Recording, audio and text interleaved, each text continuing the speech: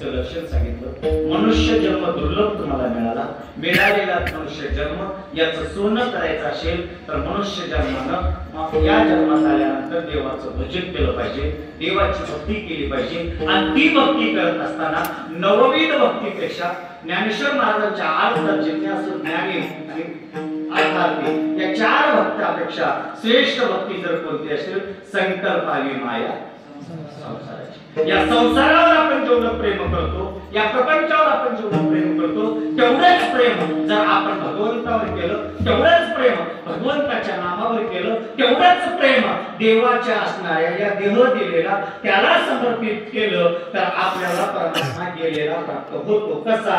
तर द्रौपदीनं जसं सर्वस्व समर्पित करून देवाला हाक मारली आणि देव साडी रूपामध्ये आले, तिची लाज राखली, त्याला मोक्ष गाठून दिलं। सुभेद्रेला जसं परमात्म्याने मुलगा काढून घेतल्यानंतर तिने सांगितलं, देवा तुझी इच्छा होता काढून घेतलास, मला त्याचं दुःख नाही, मी भजन करेन। तसं तुकोबराय म्हणतात, मनुष्य जन्माला आल्यानंतर सुख जर पाहिजे असेल, कायेनं वाचेनं मनानं बुद्धीनं देहानं आत्म्यानं परमात्म्याला शरण गेलं पाहिजे। आणि परमात्म्याला जर शरण गेलो आणि माया इकडली काढून तिकडे ठेवली, आता आपल्याला कोण आवडतं?